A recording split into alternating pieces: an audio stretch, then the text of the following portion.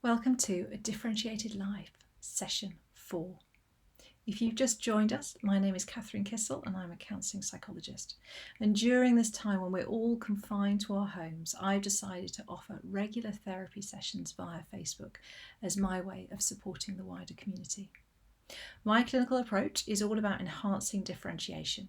So my videos think about a live issue that you might be facing and offer some practical tools to help you take a step towards a differentiated life. So today's challenge is how to survive and even thrive with your other half under your feet all day. So over the last few days, I've introduced you to some differentiation concepts. In the first video, I talked about the idea of differentiation as balancing these two concepts of identity and individuality with connectedness and relationships. And session 1 introduced the idea of a relationship system, where we're not individuals isolated. Instead, we're fundamentally interconnected. And I use the analogy of a flock of flamingos that take off just when one is spooked. So today I want to bring those two ideas together, and I want to look at how we survive when the day-to-day makeup of our home has completely changed. All groups of individuals become a relationship system because they find a way to be cohesive together. It's a little bit like an elastic band. An invisible skin forms around them. It's the same whether you have 2.4 children or you live in a shared flat with friends. Your tribe becomes relatively stable. You create a homeostasis, a way of being together. In an organisation, they might talk about it being group culture. And one of the key factors that set patterns in every relationships can be very clearly seen in couples. It's the way we balance the forces of individuality and separateness with togetherness, how we create the space that we need. On one hand, to create space, you might see man caves, you might go out for a Friday night with your friends, you might go and watch a football match, but also relationship systems foster opportunities to connect and come together. So you might have date nights or shared hobbies. Every couple creates a different space, a little bit like different sized elastic bands. Some couples seem to be in contact throughout the day. They do house chores together, they go out together, they work together. At this point, they might be thinking the lockdown is a little bit like hitting the jackpot. Other couples might not feel the need to speak during the day. They might have different hobbies. They might work separate shifts patterns. Neither partnership is better or worse. Both can work perfectly well. The couples are just displaying different space. The first are tight in their togetherness, a little bit like when you fall in love. The second have found greater separateness. However, every partnership is constantly making adjustments, and it's like a dance. Together, space, together, space. Now, the problem with lockdown is that we can't use our normal methods for creating space. And not only that, the rapidly changing situation, whether it's health, whether it's financial, whether it's work, leaves us with a whole lot more anxiety and uncertainty. When we're under increased pressure, our dance becomes more extreme, and it can create complications in our relationships. We start to try and create space in less healthy ways. We might drink more to switch off. We might avoid sex because intimacy is just too intense. We might spend more time working. We might even pair off with the kids.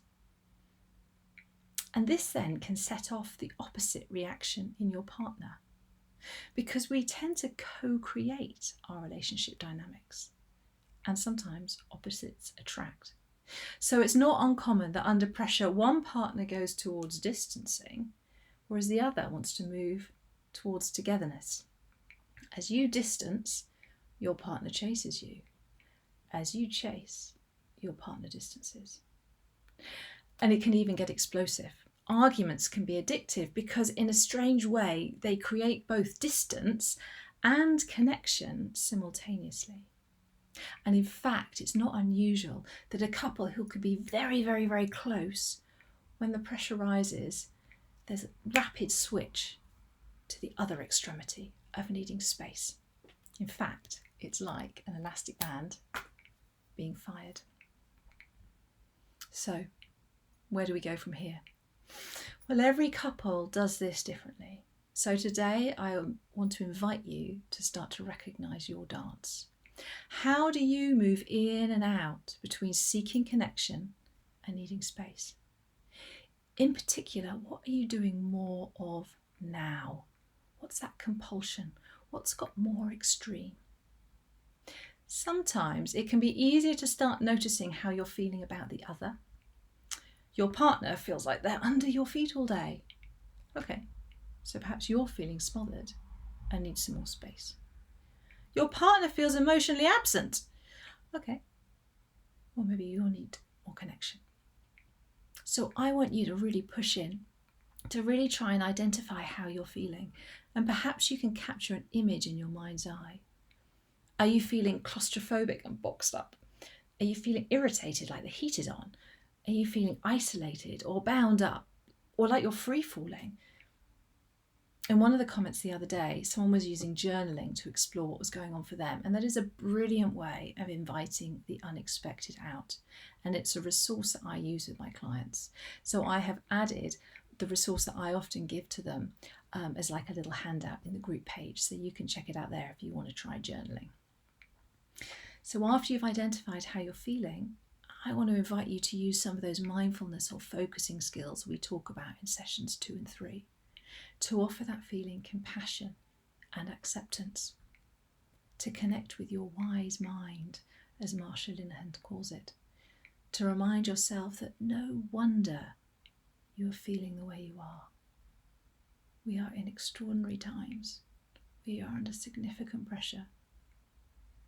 You may be feeling anxious about your job, your parents, maybe even anxious about what's going on in your relationship. Perhaps there might be an unresolved conversation that's still hanging in the air, which makes being close to the other almost intolerable. When you're feeling calm, or calmer, I want to invite you then to make a step of differentiation. And this offers a crucible moment for strengthening your relationships, because you are going to hold on to your anxiety and your uncomfortableness and step towards the other for meaningful connection. So instead of reacting and doing, we're communicating and choosing. So meaningful connection is about bringing the two forces of individuality and togetherness together.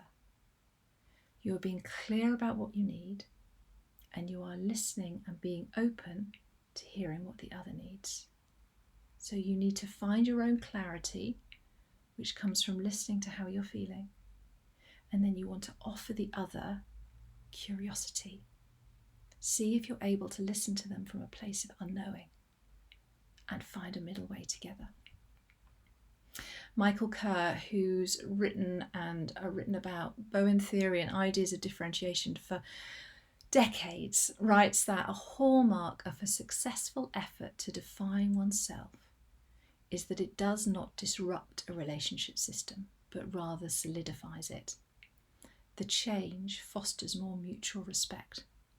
So as you identify what you need, it brings the two of you together. Now, I would be lying if I said I was capable of having these challenging conversations in complete calm, but I do hold on to that phrase when I'm in those crucible moments. It's my goal.